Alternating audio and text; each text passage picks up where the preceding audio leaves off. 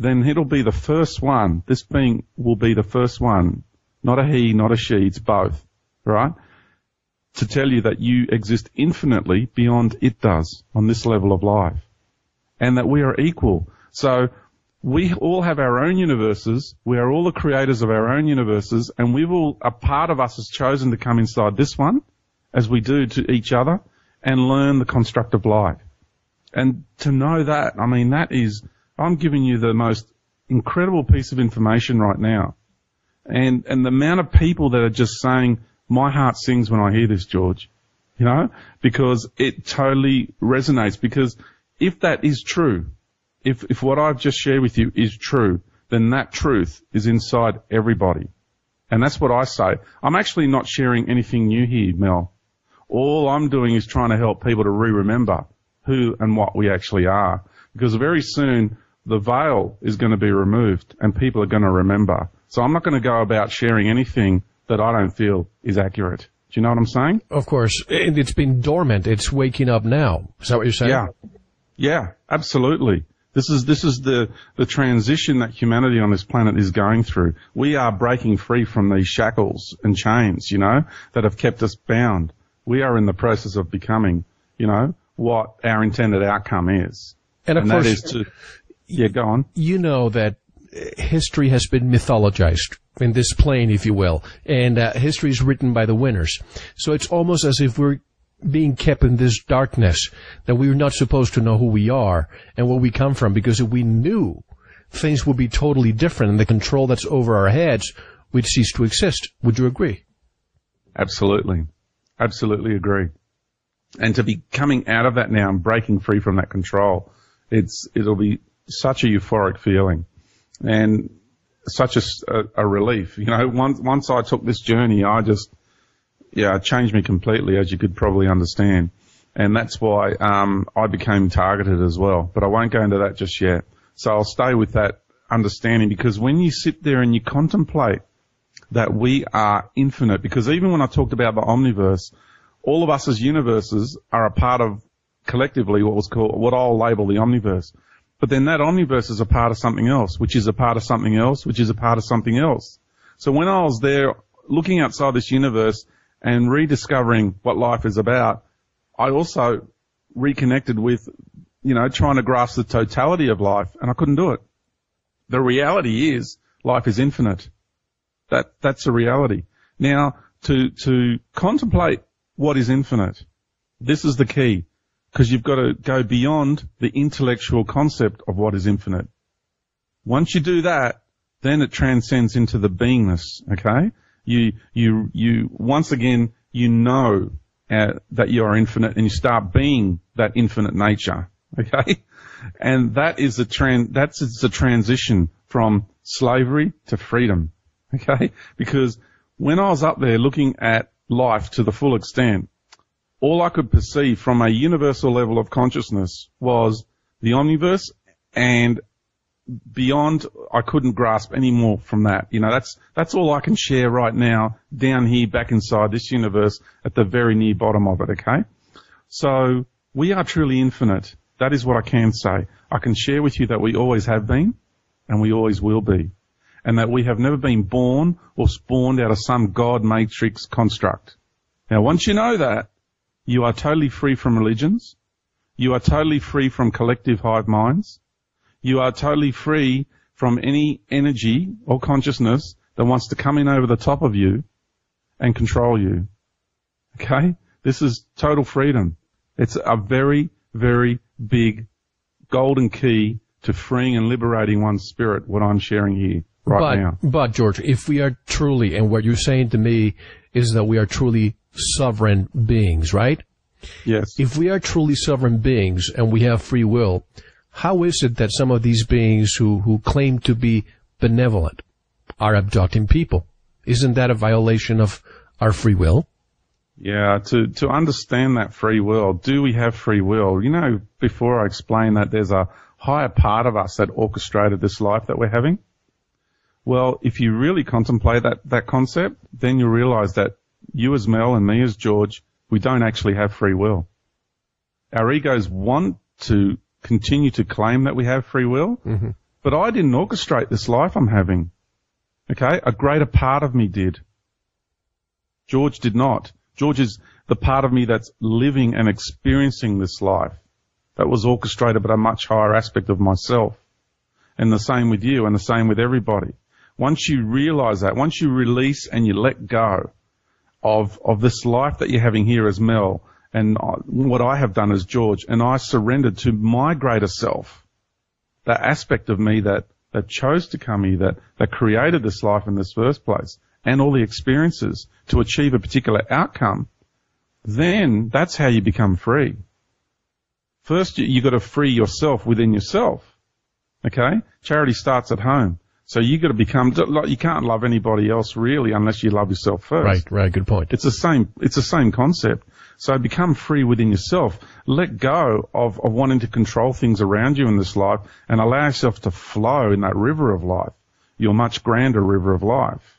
You know, and I understand these concepts are a little bit difficult for people to grasp, you know, but just sit down with a cup of tea on your veranda and just contemplate them. That's all I ask, really. And then you become free. You really do. So you're saying that we're not what some people say, that our DNA has been altered, which became from Homo sapien to Homo sapiens sapiens, and from the caveman to where we are today, or that we came from monkeys. That is all distorted information to keep us under control. Do you agree so far with that?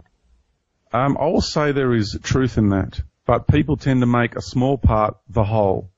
Yeah, this is how they manipulate. Half a truth is still a lie. Yeah, exactly. Partial truth. And they'll make that the whole. And that's how they work, because if they don't use some truth, then you're not going to connect to it. You're not going to grasp it and hold on to it throughout the ages. Humanity's not going to do that. So there has to be a truth in what they share. So really what has happened here is the original indigenous hominoid form that was created with the natural environment and the biodiversity of this planet. And then with that, many races have come here from all over and blended their genetics to create this universal human form that holds all the codes of life in it.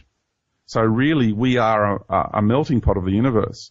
So, any extraterrestrial life out there can come and incarnate into this human form and have the experiences we are having. So technically, we're all ETs. You know, there's only one race that is indigenous to this planet. You know, and even they know originally their origins come from the Pleiades, and that's the Australian Aborigines. Their chromosomes are different to every other human form on this planet. So they're the oldest and most ancient original humanoid form. But they will tell you our ancestors are the Pleiades when you sit down with the elders and talk with them. So really, this planet from the very inception has been created from out there. The whole concept of why this planet was created. So now we're working our way back. Because, you know, when I said we came into the universe to learn this construct of life, we came down through every single level of this universe and experienced all possibilities and outcome. And we fragmented incredibly to have all these different experiences. But now we needed to bring all these experiences back to reintegrate all that wisdom that was gained. And we've come into this galaxy, which is a fractal of all other galaxies, and then we come into this solar system and then onto this planet. And this has been this road to compression. That's why this reality is so dense, because we need to integrate everything back to 0 point, back to oneness and harmony, or all our fragmented states and experiences. So when one says, who are we? Basically, that would vary because we are from different places, is what you're saying?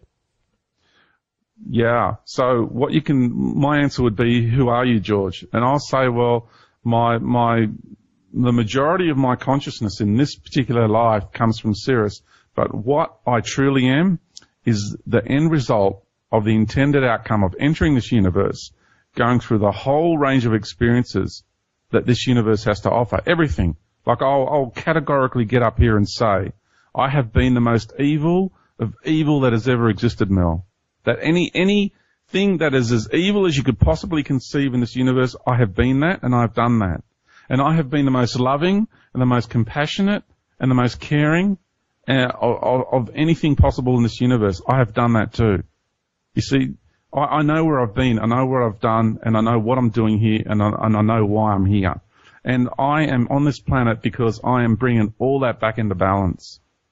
So I can actually graduate and become a universal creator of this energy and construct we call light and love. So, of course, the next question to everybody, especially with everything we're seeing on this planet right now, is where are we going? Yeah. And that's the fascinating thing, is to you know, when I said I know what I'm doing here and where I'm headed, you've got to realize there are many people that know this for themselves. This isn't, we haven't done a course to achieve this knowing. Some have used, you know, different paths to actually provide triggers to get to this knowing. But you'd be surprised how many people haven't done any courses, but innately have this knowing inside of themselves already, deep in their core of their hearts. This is way beyond any mental programs. Okay, this is into our essence. And so we have this understanding. And more people every day are reconnecting to this, are reawakening to this naturally occurring knowledge and wisdom. All right? That's why I'm saying I'm not teaching anyone anything new here. And, sorry, can you ask me the question? Oh, where are we headed? So, the outcome of this is, with the planet, she's about to transform, because it's to understand that this planet is a woman, for starters, the feminine consciousness. And she's about to give birth to this new way of life. And these extraterrestrial races out there, they know this. They are really, really jealous of this. There are some groups that don't have the knowledge of this, but the ones who are really into the power and the control, they know this. And they're doing their hardest to keep it a secret for as long as they can. Because right at the very end, when the changes begin to happen, then people haven't got time to contemplate. And if a hand reaches out to say, come with us, we'll look after you, then that's the first thing people are going to do. It'll be, they'll because they're still maintained in more of a primordial, what would you say, flight or fight, you know, sort of scenario, that instinctive behavior of, what's the word I'm looking for? Survival? Yeah, survival mode. Then that's where they're going to be behaving from.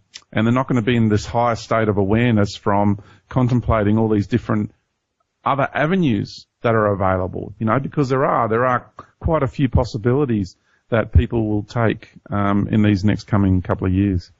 Let me just inject a quick parenthesis here. Without any scientific explanation, I've always suspected or associated the sun as the father, father-son, and the earth as the mother, Mother Earth. Yeah. There is no life without either one.